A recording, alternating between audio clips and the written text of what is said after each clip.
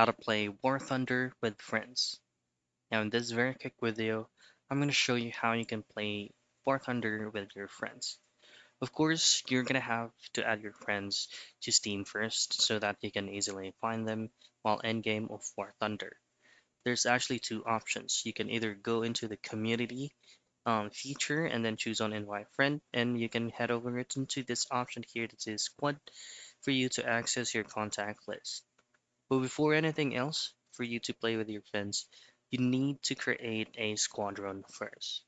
Now, of course, it's gonna have a specific price, but it's just cheap. You just have to play maybe around 2 to 3 matches on the game so that you can earn these points.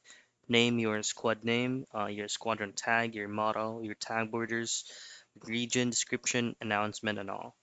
Once you successfully created your squadron, then it's gonna be the time that you can easily invite your friends to play with them.